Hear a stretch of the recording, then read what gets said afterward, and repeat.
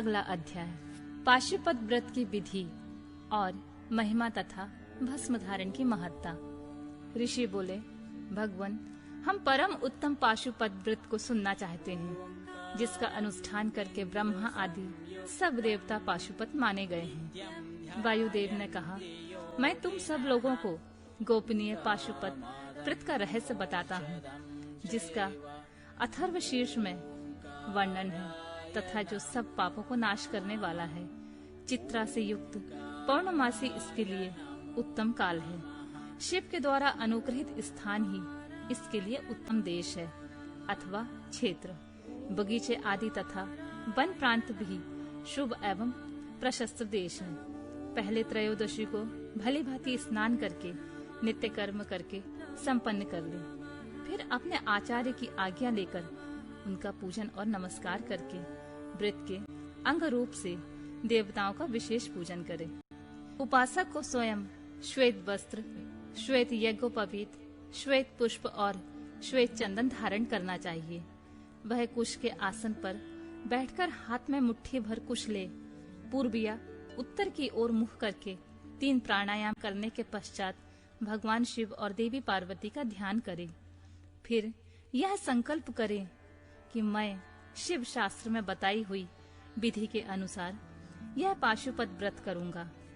जब तक शरीर गिर न जाए तब तक के लिए, अथवा 12, 6 या 3 वर्षों के लिए, अथवा 12, 6, 3 या 1 महीने के लिए, अथवा 12, 6, 3 या 1 दिन की इस व्रत की दीक्षा लें। संकल्प करके बिरजा होम के लिए विधिवत अग्नि की स्थापना करें। क्रमशः घी समिधा और चरु से हवन करें।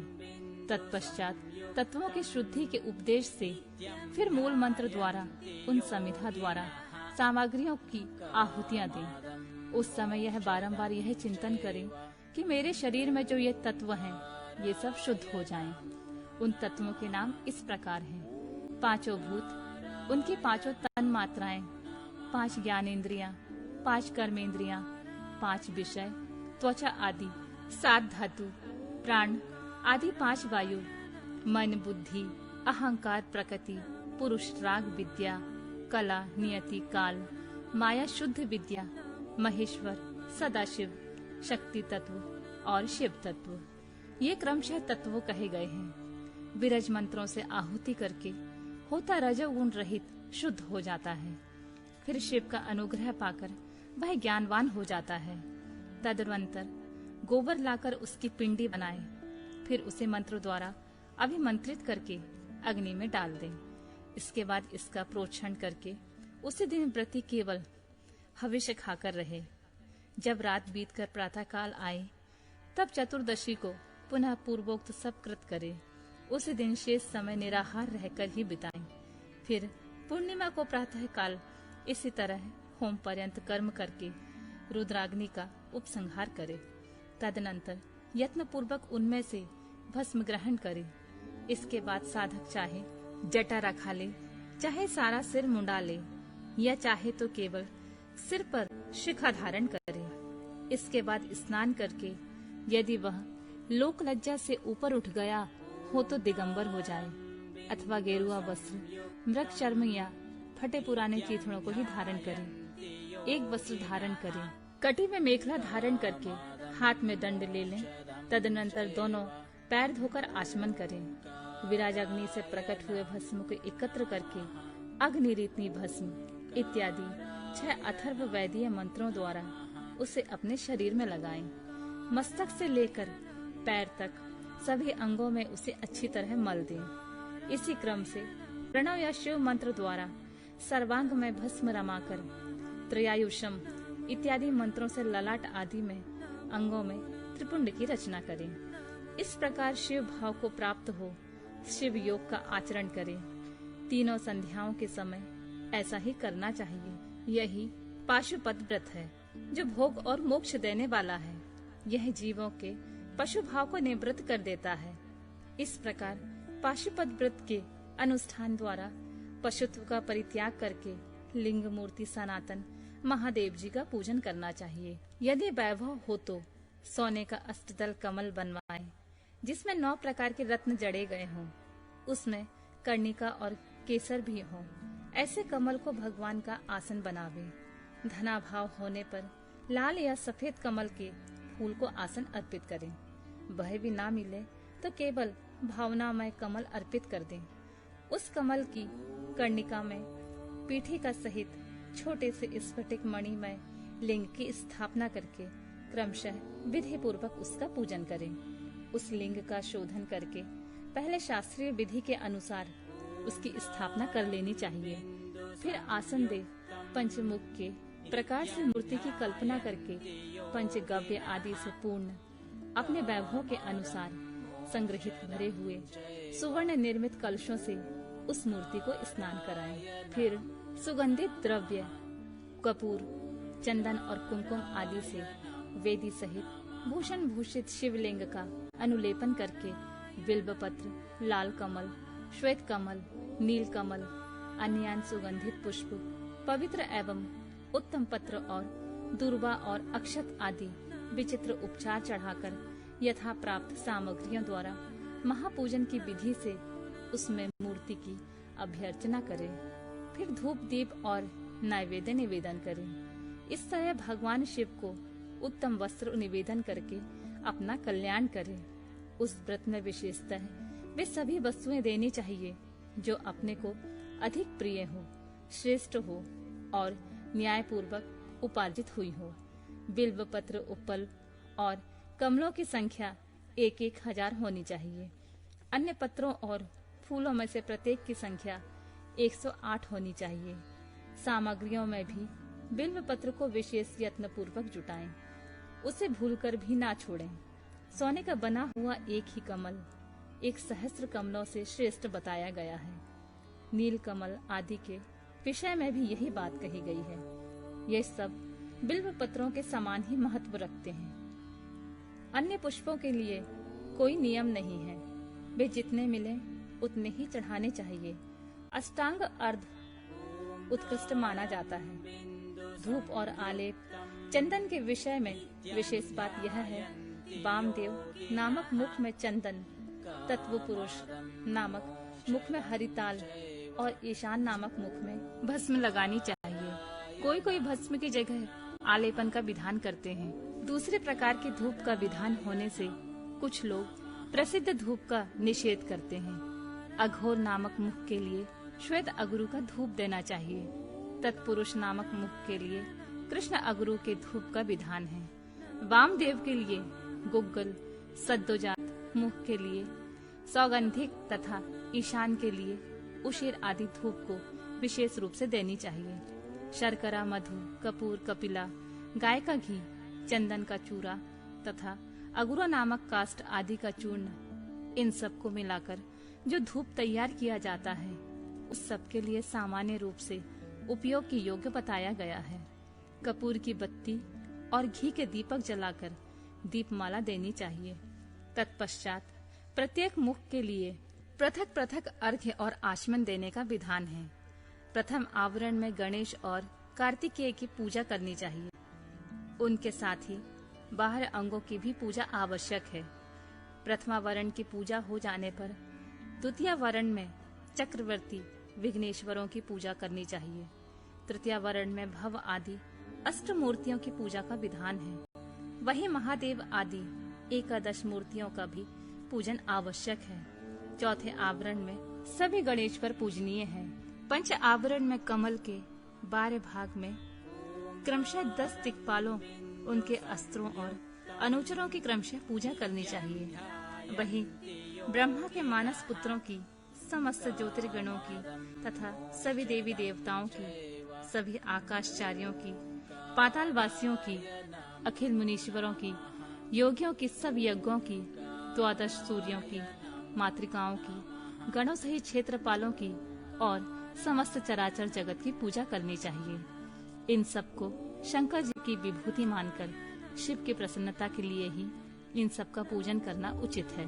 इस प्रकार आवरण पूजा के पश्चात परमेश्वर शिव का पूजन करके उन्हें भक्ति पूर्वक घृत और व्यंजन सहित मनोहर हविष्य निवेदन करना चाहिए। मुख शुद्धि के लिए आवश्यक उपकरणों सहित तांबुल देकर नाना प्रकार के फूलों से पुनः इष्ट देव का श्रृंगार करें। आरती उतारें। तत्पश्चात पूजन का शेष कृत्य पूर्ण करें। प्याला तथा उपकारक सामग्रियों सहित शैया समर्पित करें। शैया पर चंद्रमा के समान चमकीला हार दें। राजोचित मनोहर वस्तुएं सब प्रकार से संचित कर दें। स्वयं पूजन करें, दूसरों से भी कराएं तथा प्रत्येक पूजन में आहुति दें। इसके बाद स्तुति, प्रार्थना और जप करके पंचछरी विद्या को जपें। परिक्रमा और प्रणाम करके अपने आप को समर्पित करें। तदनंतर इष्ट देव के सामने ही गुरु और ब्राह्मण की पूजा करें। इसके बाद अर्घ्य और 8 फूल देकर पूजित लिंग या मूर्ति से देवता का विसर्जन करें। फिर अग्निदेव का भी विसर्जन करके पूजन समाप्त करें। मनुष्यों को चाहिए कि प्रतिदिन इसी प्रकार पूर्वोक्त रूप से सेवा करें। पूजन के अंत में सुवर्णमय कमल तथा अन्य सब उपकरणों सहित उस शिवलिंग को गुरु के हाथों में दे दें अथवा शिवालय में स्थापित कर दें। गुरुओं, ब्राह्मणों और विशेषतः व्रतधारियों की पूजा करके सामर्थ्य हो तो भक्त ब्राह्मण तथा दीनों और अनाथों को भी संतुष्ट करें। स्वयं उपवास में असमर्थ होने पर फल मूल खाकर या दूध पीकर रहें अथवा भिक्षान भोजी या एक समय भोजन करें। रात को प्रतिदिन परिमित भोजन करें और पवित्र भाव से भूमि पर ही सोएं। भस्म पर, तृण पर अथवा चीर या मृग चर्म पर शयन करें। प्रतिदिन ब्रह्मचर्य का पालन करते हुए इस व्रत का अनुष्ठान करें। यदि शक्ति हो तो रविवार के दिन आद्रा नक्षत्र में दोनों पक्षों की पूर्णिमा और अमावस्या को, अष्टमी और चतुर्दशी का उपवास करें।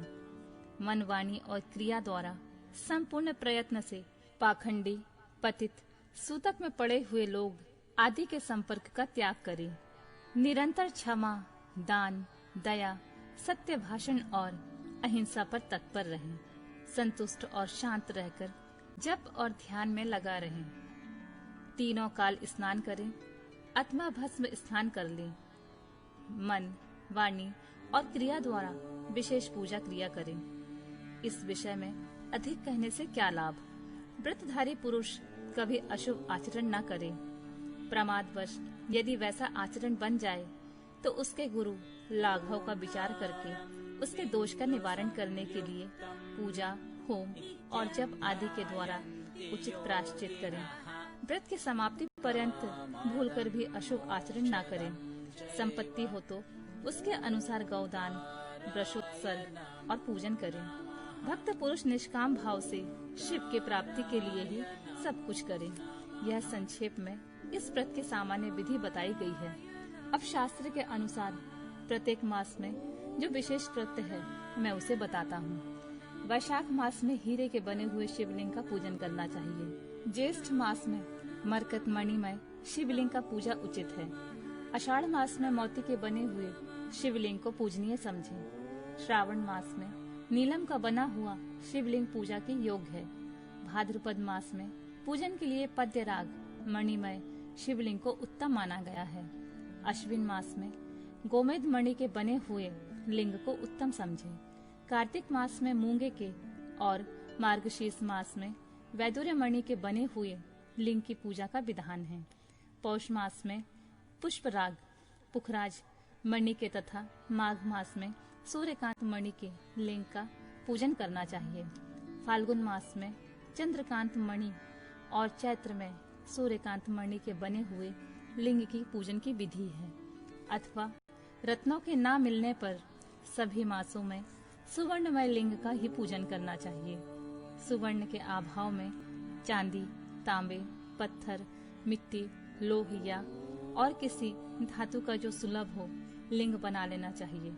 अथवा अपनी रुचि के अनुसार सर्वगंधमय लिंग का निर्माण करें। व्रत की समाप्ति के समय नित्य कर्म पूर्ण करके पूर्ववत विशेष पूजा और हवन करने के पश्चात आचार्य का तथा विशेषतर व्रती ब्राह्मण का पूजन करें। फिर आचार्य की आज्ञा ले पूर्व या उत्तर की ओर मुंह करके कुशासन पर बैठें। हाथ में कुश ले प्राणायाम करके साम्य सदाशिव का ध्यान करते हुए यथाशक्ति मूल मंत्र का जप करें। फिर पूर्ववत आज्ञा ले हाथ जोड़ नमस्कार करके कहें, भगवान अब मैं आपकी आज्ञा से इस व्रत का उत्सर्ग करता हूँ। ऐसा कह शिवलिंग के मूल भाग में उत्तर दिशा की ओर कुशों का त्याग करें। तदनंतर दंड, चीर, जटा और मेखला को भी त्याग दें। इसके बाद फिर विधि पूर्वक आचमन करके पंचाक्षर मंत्र का जप करें। जो दीक्षा ग्रहण करके अपने शरीर का अंत होने तक शांत भाव से इस व्रत का अनुष्ठान करता है वह नैष्ठिक व्रती कहा गया है। उसे सब आश्रमों से ऊपर उठा हुआ महापशुपत जानना चाहिए। वही तपस्वी पुरुषों में श्रेष्ठ है। वही महान व्रतधारी है जो 12 दिनों तक प्रतिदिन विधि पूर्वक इस व्रत का अनुष्ठान करता है।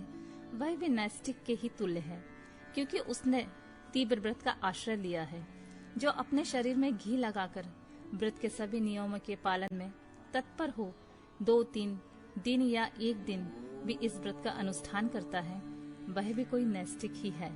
जो निष्काम होकर अपना परम कर्तव्य मानकर अपने आप को शिव के चरणों में समर्पित करके इस उत्तम व्रत का सदा अनुष्ठान करता है, उसके समान और कोई दूसरा नहीं है। विद्वान ब्राह्मण भस्म लगाकर महापातक जनित अत्यंत दारुण पापों से तत्काल छूट जाता है, इसमें संशय नहीं है। रुद्राग्नि का जो सबसे उत्तम वीर्य है वही भस्म कहा गया है। अतः जो सभी समयों में भस्म लगाए रहता है वही वीर्यवान माना गया है। भस्म में निष्ठा रखने वाले पुरुष के सारे दोष उस भस्माग्नि में संयोग से दग होकर नष्ट हो जाते हैं। जिसका शरीर भस्म स्नान से विशुद्ध है वह भस्मनिष्ठ कहा गया है। जिसके सारे अंगों में भस्म लगा हुआ है, जो भस्म से प्रकाशमान है, जिसने भस्म में त्रिपुंड लगा रखा है तथा जो भस्म से स्नान करता है वह भस्मनिष्ठ माना गया है। भूत, पेट, पिशाच तथा अत्यंत दुस्सह रोग भी भस्मनिष्ठ के निकट से दूर भागते हैं, इसमें संशय नहीं है। वह शरीर को भासित करता है, इसलिए भसित कहा गया है तथा पापों को भक्षण करने के कारण उसका नाम भस्म है। भूति ऐश्वर्य कारक होने से उसे भूति या विभूति कहते हैं। विभूति रक्षा करने वाली है, अतः उसका नाम रक्षा भी है। भस्म के महात्म को लेकर यहाँ और क्या कहा जाए। भस्म से स्नान करने वाला व्रती पुरुष साक्षात महेश्वर देव कहा गया है। यह परमेश्वर संबंधी भस्म शिव भक्तों के लिए बड़ा भारी अस्त्र है, क्योंकि उसने धौम्य मुनि के बड़े भाई उपमन्यु के तप में आई हुई आपत्तियों का निवारण किया था। इसलिए सर्वथा प्रयत्न करके पाशुपत व्रत का अनुष्ठान करने के पश्चात हवन संबंधी भस्म का धन के सामान संग्रह करके सदा भस्म स्नान में तत्पर रहना चाहिए।